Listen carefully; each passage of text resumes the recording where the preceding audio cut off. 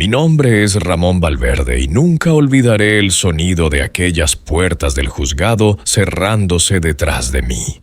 Cuando entré, el murmullo se apagó.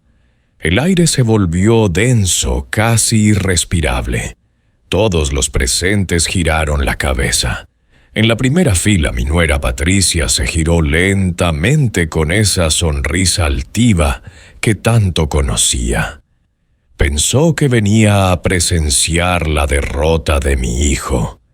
No sabía que ese día yo había regresado no como juez, sino como padre. El juez Eduardo Salcedo levantó la vista desde su estrado. Por un instante sus ojos se abrieron con una mezcla de respeto y sorpresa. «¿Por qué está usted aquí, don Ramón?», susurró incrédulo. Las risas de la familia de Patricia se apagaron de inmediato. Hasta el sonido del reloj de la pared parecía haberse detenido. Yo avancé despacio, apoyado en mi bastón, y respondí sin alzar la voz, porque la verdad también tiene derecho a ser escuchada. Nadie entendía todavía lo que estaba a punto de suceder. Pero para mí aquel juicio no comenzó esa mañana. Empezó muchos años atrás cuando mi hijo Luis se enamoró por primera vez. Luis siempre fue un hombre noble, trabajador, de los que creen que la honestidad basta para ganarse el respeto del mundo. Creció en Toledo entre libros de derecho y tardes de taller con su abuelo, un carpintero que le enseñó que la madera, como las personas, muestra su verdad cuando se le quita el barniz. Yo serví más de 3 décadas como juez. Vi mentiras disfrazadas de justicia y verdades silenciadas por el poder. Pero nada me preparó para ver a mi propio hijo sentado frente a un tribunal. Recuerdo el día en que conocí a Patricia.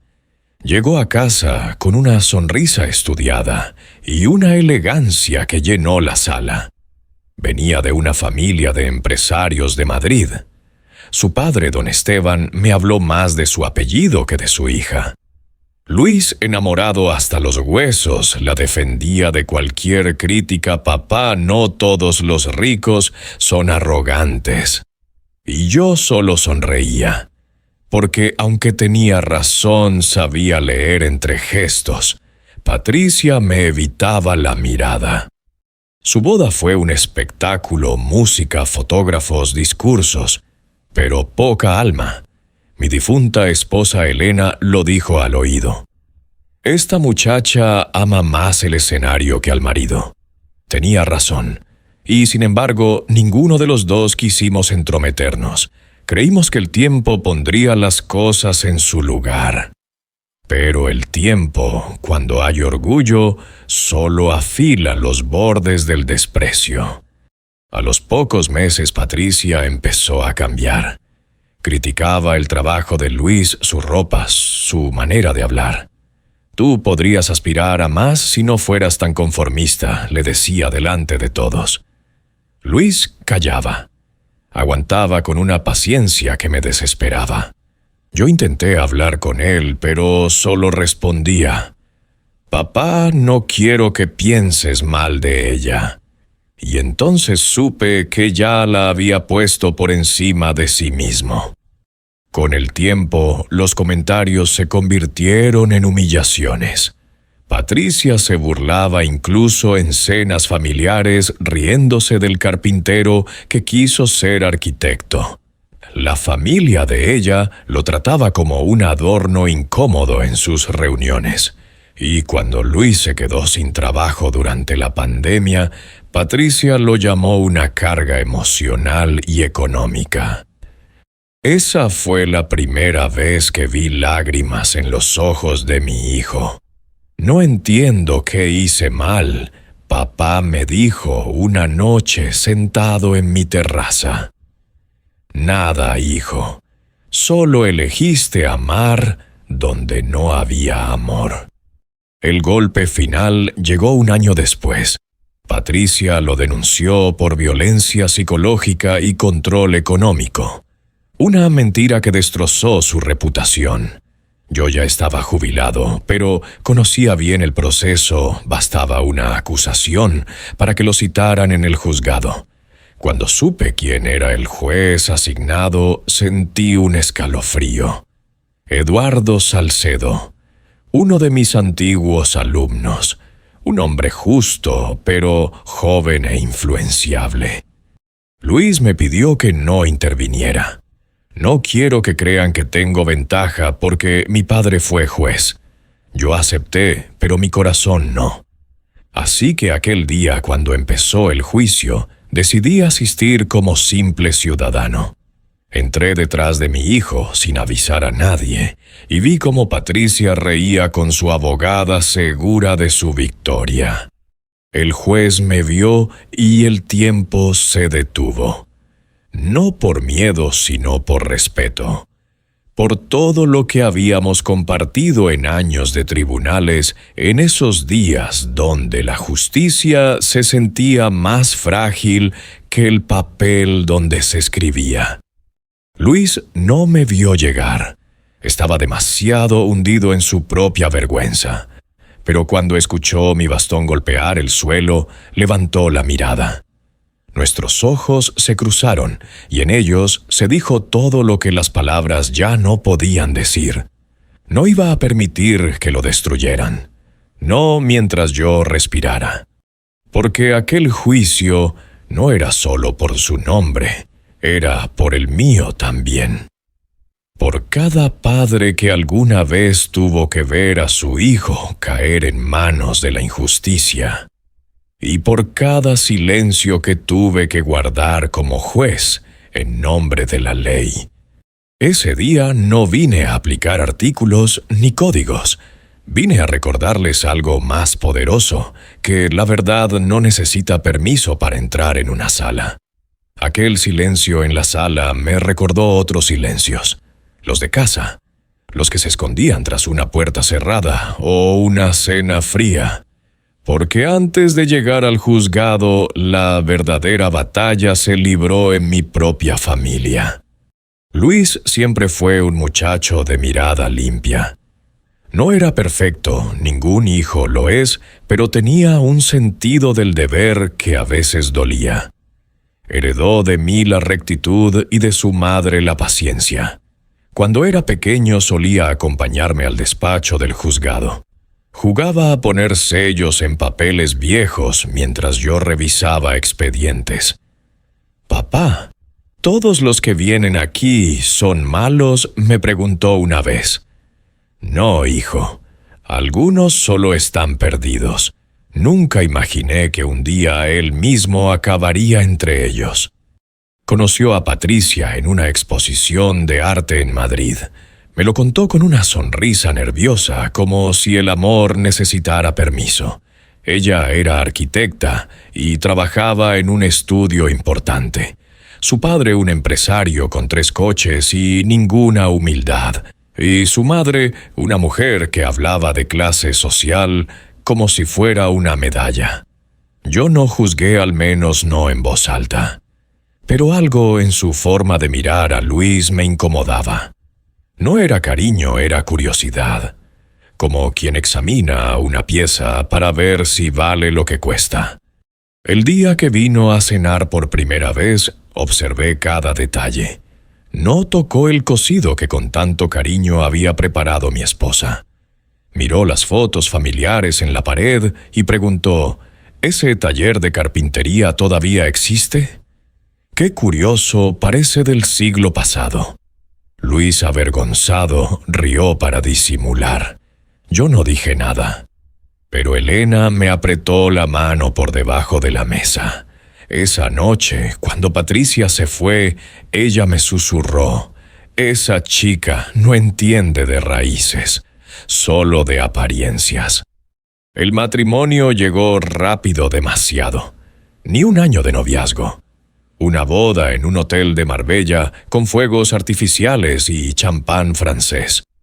Los padres de Patricia se encargaron de todo, incluso de dejar claro que la ceremonia debía estar a la altura del apellido. Luis insistió en pagar parte y ella se rió. Amor, deja que mis padres lo hagan bien. Tú disfruta. Pero en sus ojos había un destello de superioridad que me dolió más de lo que quise admitir. Tras la boda se mudaron a un ático en Madrid. Yo los visitaba de vez en cuando. Al principio me recibían con cordialidad, después con excusas. Estamos ocupados, don Ramón. Luis tiene mucho trabajo, hasta que un día dejé de ser invitado. Luis cambió.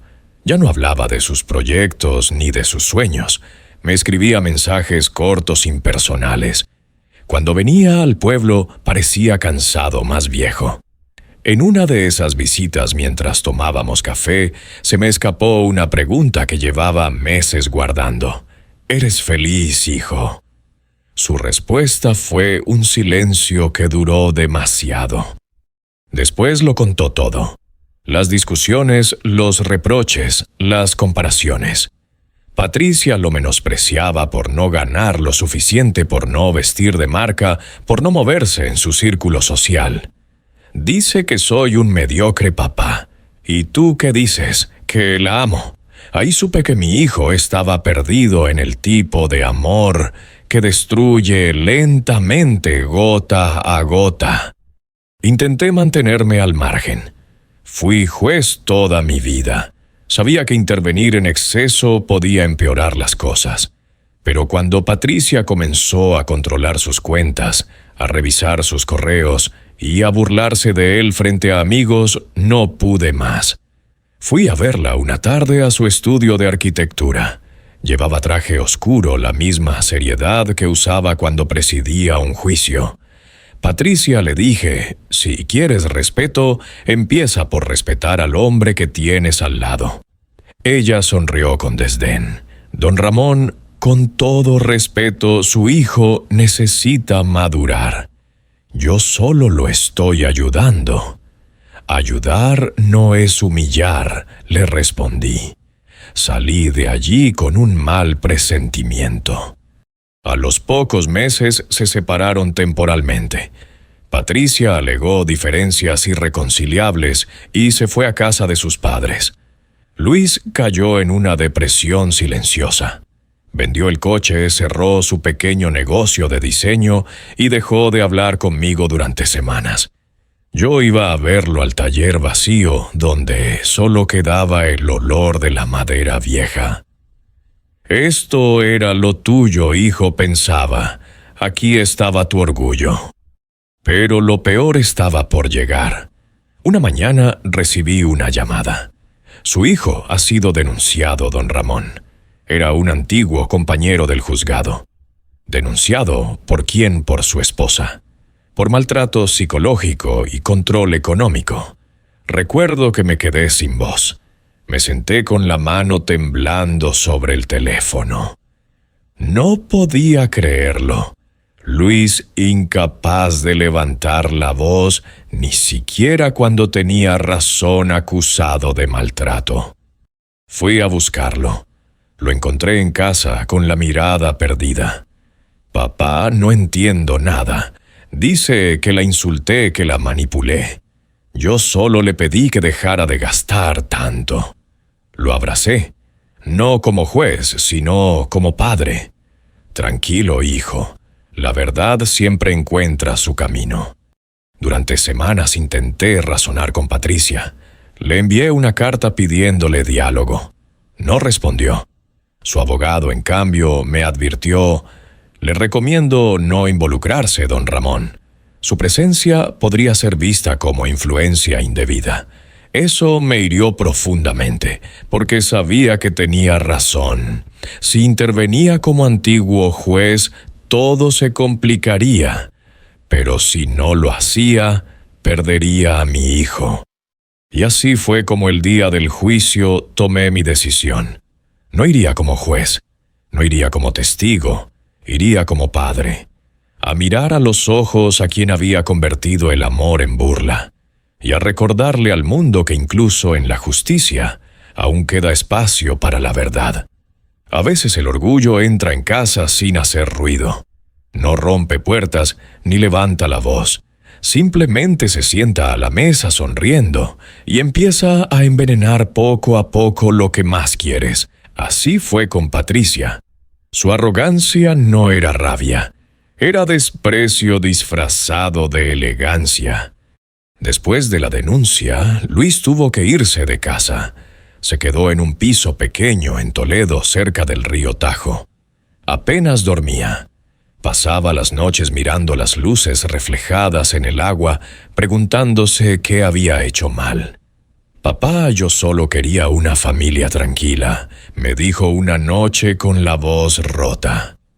Yo no supe qué responder, porque la tranquilidad cuando uno ama a alguien que desprecia no es paz, es resignación. Los rumores no tardaron en extenderse. En el pueblo, algunos vecinos hablaban sin saber el hijo del juez, acusado de maltrato. Yo caminaba por la calle sintiendo cómo cada saludo se volvía más corto, más incómodo. No era solo su reputación la que estaba en juego, era la mía también. Pero eso nunca me importó tanto como ver la mirada de mi hijo apagarse día tras día. Luis dejó de ir a entrevistas, dejó de tocar la guitarra, dejó de reír. Hasta su perro, un pastor alemán que siempre lo acompañaba, parecía entender que algo se había roto. A veces lo encontraba mirando viejas fotos de la boda con esa mezcla de nostalgia y vergüenza que duele solo de imaginar. Mientras tanto, Patricia y su familia seguían su espectáculo. Organizaban cenas, subían fotos a redes sociales, presumían de su valentía por haberse liberado de un hombre tóxico. Su padre, Esteban, aprovechaba cada oportunidad para repetirlo. Una mujer de nuestra familia no se deja someter por nadie. Cada palabra era un clavo más en la cruz de mi hijo. Intenté mantenerme alejado, pero el juez jubilado que aún vivía dentro de mí no podía ignorar las incoherencias. Revisé los documentos de la denuncia. Todo era demasiado perfecto. Fechas manipuladas, correos sin contexto, testimonios de amigos de Patricia que ni siquiera conocían a Luis. Y entonces entendí, no buscaban justicia, buscaban destrucción. Una tarde decidí visitar a Patricia, no como suegro, sino como alguien que necesitaba entender. Fui a su estudio, el mismo donde años atrás me había recibido con una sonrisa fría. Me recibió con gesto calculado, como quien se prepara para una partida que sabe ganar. «Veo que no se rinde, don Ramón», dijo, cruzándose de brazos.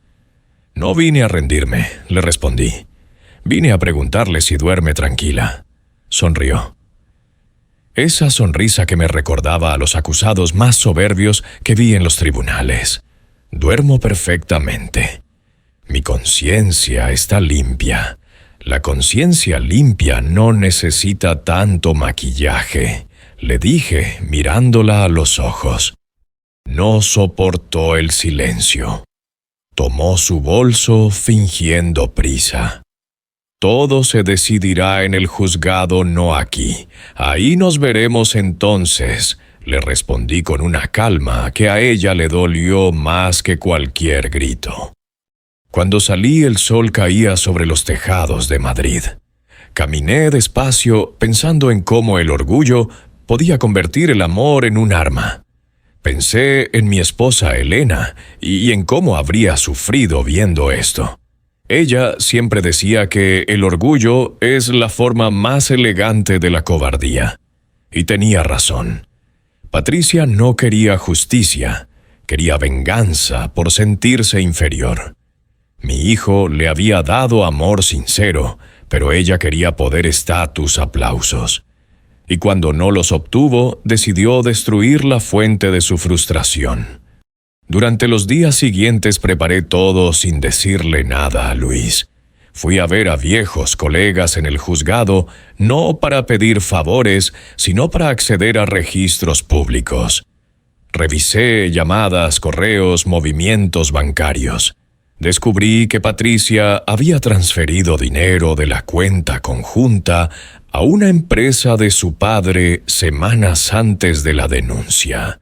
Y peor aún, tenía un intercambio de mensajes donde decía: «Cuando esto acabe el piso y el coche serán míos. Que se quede con su guitarra y su dignidad si le queda». Guardé cada prueba, no por sed de revancha, sino por respeto a la verdad. Luis, sin embargo, se hundía más. «Papá, ¿y si es cierto lo que dice la gente?», me preguntó un día. «¿Qué dice la gente? Que quizás soy débil, que ella tenía razón en irse». Le tomé las manos con esa mezcla de rabia y ternura que solo un padre puede sentir. «Hijo, no confundas la calma con la debilidad. No te dejaste dominar, solo creíste que amar era suficiente. Pero hay quien confunde el amor con la oportunidad». Esa noche, antes de dormir, abrí mi viejo maletín de juez. Dentro guardaba mi toga doblada con respeto. La acaricié por última vez. Había prometido no volver a usarla, pero entendí que no hacía falta vestirla para defender lo justo. Lo único que necesitaba era mi voz y mi verdad. Los días previos al juicio, Toledo se llenó de rumores. Algunos creían que mi presencia influiría. Otros decían que era una venganza personal. No me importaba. Sabía que no iba allí a buscar gloria, sino justicia. El orgullo de Patricia había arrastrado a todos, a su familia, a los abogados, incluso al juez que tendría que escucharla. Y en el fondo sabía que solo alguien que conociera ese veneno podría contrarrestarlo. Porque el orgullo no se derrota gritando. Se derrota con calma, con pruebas, con verdad. Y yo estaba dispuesto a recordárselo. A ella, al tribunal, y a mí mismo. El amanecer de aquel día tenía un silencio distinto. Ni los pájaros cantaban, ni el viento movía las ramas del olivo frente a mi casa. Era como si el mundo contuviera la respiración. Desayuné solo en silencio, con una taza de café que se enfriaba rápido. Mi bastón apoyado junto a la puerta y mi viejo reloj de pulsera marcando las 8:15. Me puse el mismo traje gris que había usado en mi última audiencia antes de jubilarme. No por nostalgia, sino por respeto. Sabía que aquel día cada detalle tendría peso. Cuando llegué al juzgado, el edificio me pareció más frío que nunca. A lo largo de los años había caminado por esos pasillos 1000 veces, pero esa mañana todo me resultaba ajeno. No era el juez quien entraba, era el padre. Vi a mi hijo en la entrada. Tenía los hombros caídos, el rostro pálido, los ojos hundidos. En sus manos temblorosas sostenía un sobre con los pocos documentos que había preparado. «Papá, no hacía falta que vinieras», me dijo sin mirarme directamente. «Sí, hacía falta», respondí colocándole una mano en el hombro. «Hoy no estás solo». Luis asintió, pero su mirada seguía perdida. Caminamos juntos hacia la sala 3. Frente a la puerta, la familia de Patricia nos esperaba como si se tratara de una procesión de vencedores. Su padre, Esteban, sonreía con superioridad.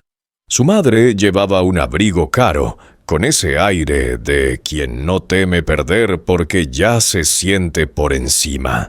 Y Patricia, ella estaba radiante. Vestida con un traje blanco impecable, hablaba y reía con su abogada como si el juicio fuera un desfile. Cuando nuestros ojos se cruzaron, me saludó con un gesto apenas perceptible, un saludo que olía a burla. La sala estaba llena. Había periodistas locales, vecinos, curiosos y funcionarios que conocían mi pasado como juez. Algunos se levantaron al verme entrar por respeto o por sorpresa. Yo avancé despacio, apoyado en mi bastón detrás de mi hijo. Entonces ocurrió. El juez levantó la vista, nos vio entrar y se quedó helado. «¿Por qué está usted aquí, don Ramón?», preguntó con la voz temblorosa. Eduardo Salcedo, uno de mis mejores alumnos. Años atrás le enseñé que el peso de una sentencia no estaba en la voz del juez, sino en su conciencia. Ahora me miraba como si el pasado y el presente se hubieran chocado de frente. Para escuchar la verdad respondí. La sala entera se sumió en un silencio pesado expectante.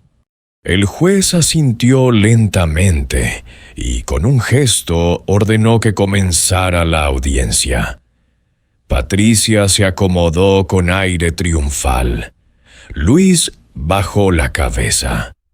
Y yo me senté al fondo con los ojos fijos en ella, dispuesto a mirar sin pestañear. La abogada de Patricia comenzó con su alegato. Palabras elegantes frías, perfectamente ensayadas. Mi clienta ha sido víctima de manipulación emocional, de control económico y de un ambiente hostil. Hablaba de mi hijo como si fuera un extraño, como si el hombre que yo crié con principios y bondad fuera un monstruo doméstico. Luis intentaba mantener la compostura, pero sus manos se movían nerviosas sobre la mesa. Yo cerré los puños, no por ira, sino por impotencia, porque conocía esas palabras, las había escuchado tantas veces, usadas por quienes querían torcer la justicia a su conveniencia. Cuando la abogada terminó, Patricia tomó la palabra. Y cada frase fue un puñal.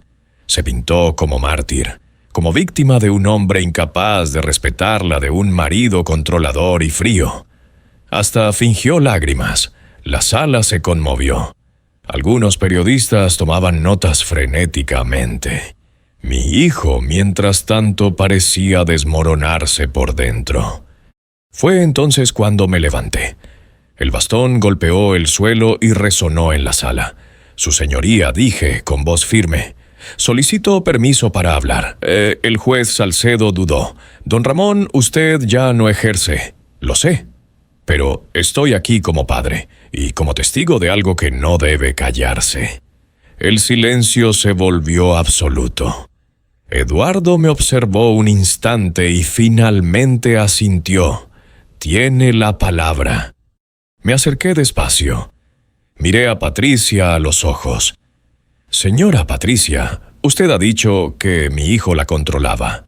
¿Podría explicar entonces por qué en los últimos meses fue usted quien manejó todas las cuentas bancarias? Abrí una carpeta. Aquí están los movimientos. Los suyos, no los de él».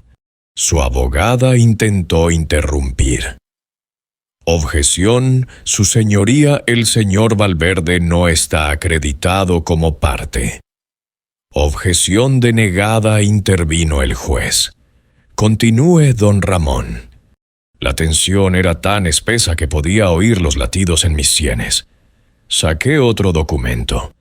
«Aquí hay mensajes, señora, donde usted dice, leí textualmente, cuando esto acabe el piso y el coche serán míos. Que se quede con su guitarra y su dignidad si le queda». Patricia se quedó muda. Su abogada le susurró algo, pero ella no respondió. Las risas que antes flotaban en la sala desaparecieron. El juez me observó serio, sin decir palabra. Yo guardé los papeles y di un paso atrás. Durante 35 años creí en la justicia. Pero hoy he aprendido algo más. No hay justicia si el honor de un hombre se destruye sin escuchar su voz. Miré a mi hijo, y mi hijo, señoría, merece ser escuchado. Luis levantó la cabeza por primera vez. Su voz, débil al principio, comenzó a temblar con verdad. Yo no soy perfecto, pero nunca la humillé. Solo intenté proteger lo que construimos. Hubo un silencio largo. Patricia bajó la vista. El juez Salcedo pidió un receso. Todos permanecimos en nuestros asientos. Nadie hablaba. Cuando regresó, su mirada era distinta. Había comprendido lo que ocurría allí, no un simple caso de pareja, sino una lección sobre verdad y mentira, orgullo y redención. Señora Patricia, dijo finalmente, el tribunal tomará en cuenta las nuevas pruebas. Y con voz grave añadió: a veces la verdad entra por la puerta que menos esperamos. Yo cerré los ojos. Por primera vez en mucho tiempo sentí que la justicia respiraba.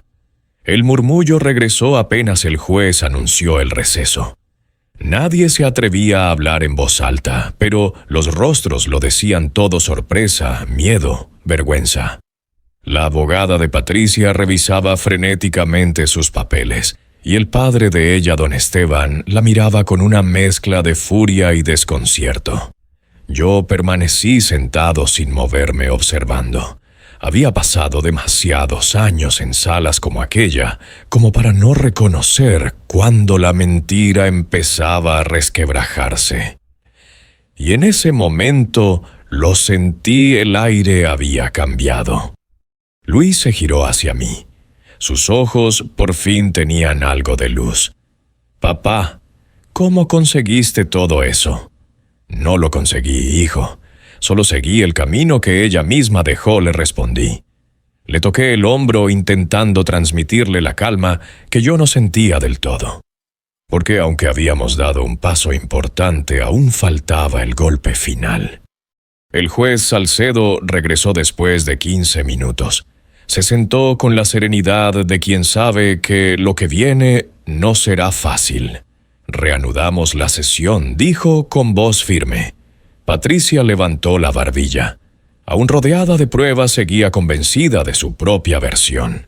Su orgullo era un muro imposible de romper con palabras, pero no con hechos. El juez me dio la palabra una vez más. «Don Ramón puede continuar». Tomé aire. Sabía que cada frase debía golpear, pero sin perder dignidad. Su señoría durante muchos años servía a la justicia. Creí en los hechos, no en las apariencias. Y los hechos que presento hoy muestran un patrón de manipulación, no de víctima. Saqué un pendrive y lo entregué al secretario. En este dispositivo hay un audio que recibí hace 3 días. Lo obtuve de un antiguo colaborador de la empresa de don Esteban. Pido que se escuche íntegramente. El juez asintió. La sala quedó a oscuras cuando el sonido empezó a reproducirse. La voz era inconfundible, Patricia hablando con una amiga. «Tranquila, ya casi termina todo». Cuando el juez firme, me quedo con el piso. Luis no tiene agallas para defenderse. Si su padre intenta meterse, diré que me intimidó. Ningún viejo jubilado puede asustar a la ley. El silencio posterior fue sepulcral. El juez levantó la cabeza lentamente. Patricia palideció. Su madre cubrió el rostro con las manos. Mi hijo respiró profundamente, como si el peso de años enteros se desvaneciera con ese sonido. La abogada de Patricia intentó reaccionar.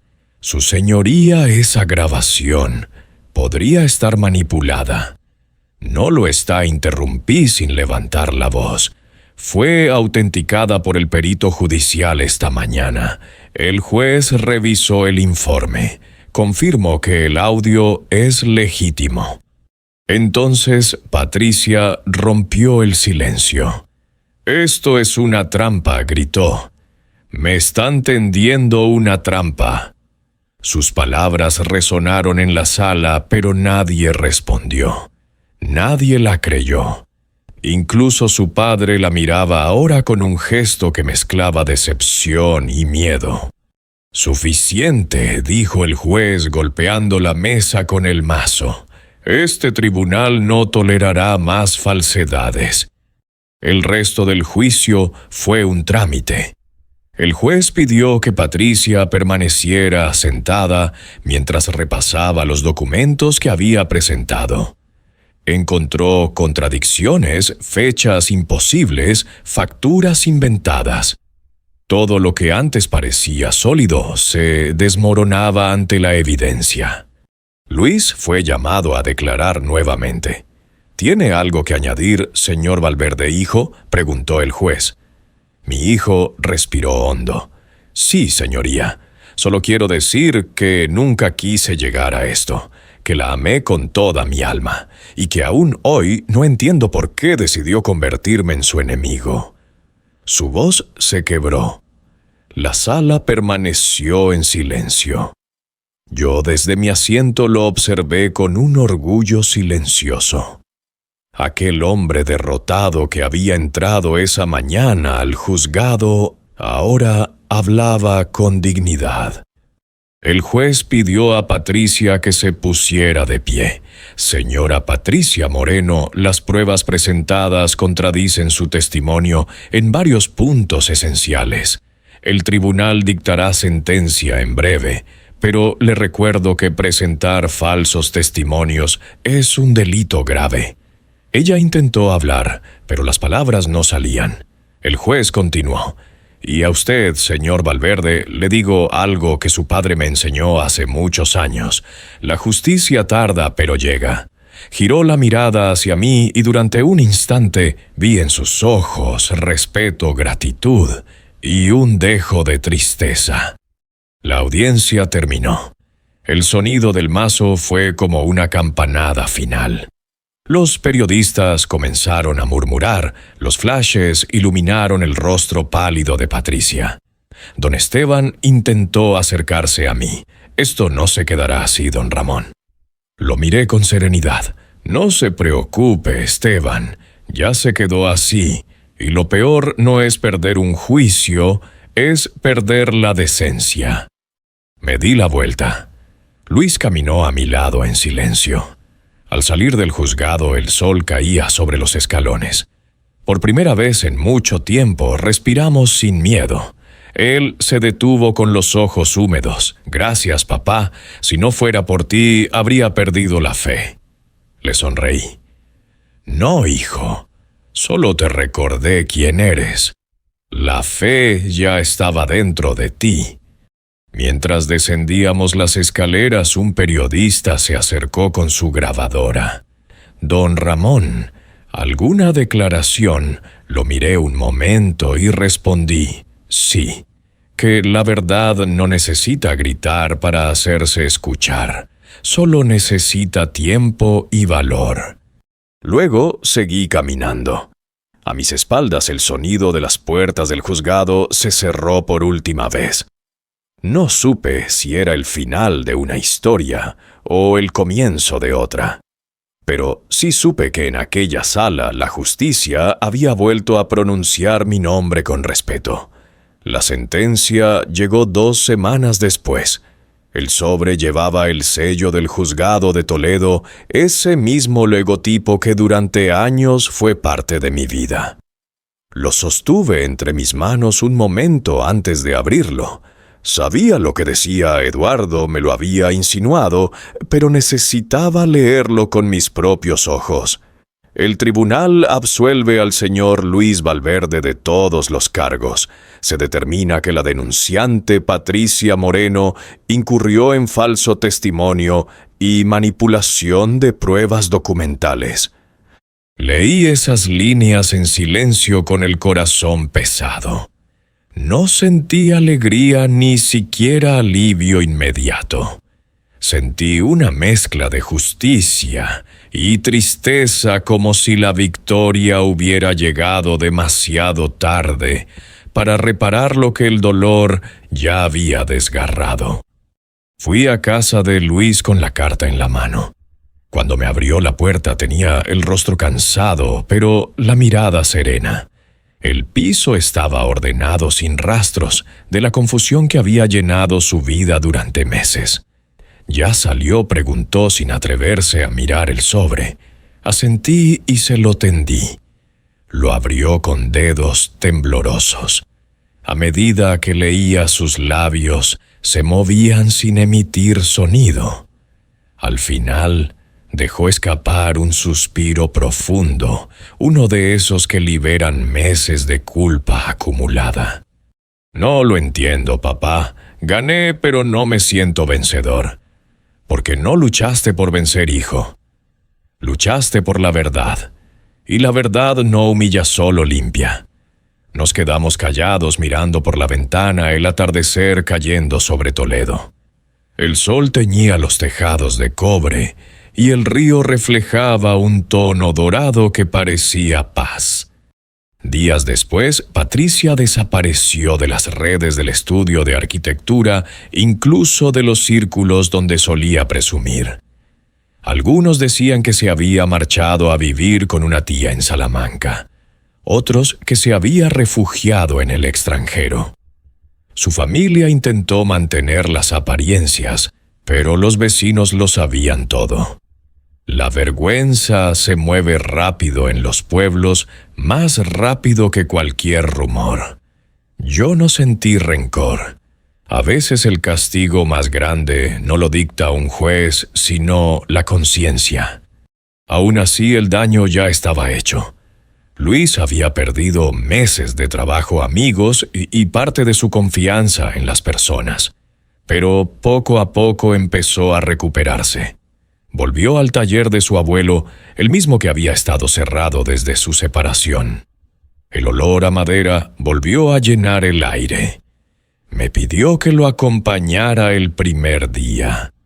No sé si podré volver a empezar, me dijo. Claro que podrás. La madera se puede lijar, pero el carácter también. Lo vi tomar una vieja silla y comenzar a repararla.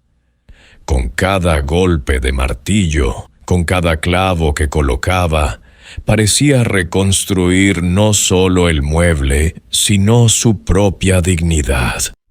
Un fin de semana fuimos juntos al cementerio.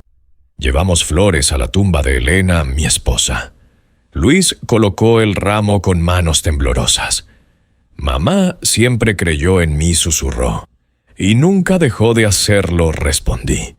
Nos quedamos allí largo rato sin palabras. El viento soplaba suave entre los cipreses, y sentí que por fin algo se acomodaba dentro de nosotros. Poco después recibí una carta del juez Salcedo. Era breve, escrita a mano con caligrafía firme. Querido maestro, he aprendido más en esta causa que en todos mis años de carrera. Gracias por recordarme que la justicia no solo se aplica, también se honra. Con respeto y gratitud, Eduardo. Guardé la carta en mi escritorio junto a mi toga. No volví a usarla, pero tampoco la guardé del todo. Cada vez que alguien en el pueblo venía a pedirme consejo, la veía y sonreía una vida entera de sentencias y aún seguía aprendiendo. Un día Luis vino a verme con una propuesta. He decidido irme a Galicia por un tiempo. Hay un taller artesanal en Santiago que busca carpinteros. Lo miré en silencio. ¿Huyes o empiezas de nuevo? Empiezo, papá. Esta vez sin miedo. Le di una palmada en el hombro. Entonces ve. Pero recuerda, no te defines por lo que te hicieron, sino por cómo respondes. Lo acompañé a la estación. El tren partió entre humo y sol, como si el destino se abriera paso entre la niebla. Me quedé allí viendo cómo su figura se hacía pequeña hasta desaparecer. Y en ese instante entendí algo que durante años como juez había ignorado. La justicia humana puede absolver, pero solo el tiempo perdona. Esa noche cené solo. Serví 2 copas de vino, una para mí y otra como hacía a veces para Elena. Le hablé en voz baja: ganamos amor. Pero no fue una victoria de tribunales. Fue una victoria del alma. Apagué la lámpara y salí al patio. El cielo estaba lleno de estrellas y el aire olía a tierra húmeda y olivo. Me senté en la vieja silla de madera que mi hijo había reparado. Pasé la mano por el brazo del asiento, notando la suavidad del barniz recién aplicado. Pensé en Patricia, en su orgullo en su caída, y luego en Luis, en su fuerza para seguir caminando. La vida, me dije, siempre nos juzga, incluso cuando creemos que somos nosotros quienes dictamos las sentencias. Esa noche dormí tranquilo por primera vez en muchos años. Había justicia. Pero más que eso, había paz. Han pasado varios meses desde aquel juicio, y aunque la rutina ha vuelto a mi vida, algo en mí cambió para siempre. La justicia a la que dediqué toda mi existencia me enseñó mucho sobre la verdad, pero muy poco sobre el perdón. Y fue mi propio hijo quien me mostró que, sin perdón, la justicia se queda coja como un bastón sin base. Cada mañana camino hasta el taller donde ahora trabaja Luis, aunque esté lejos.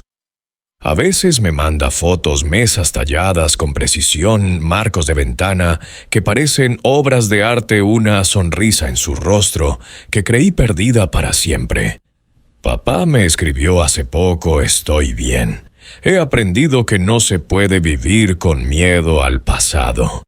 Le respondí: y yo he aprendido que los padres también debemos aprender a soltar.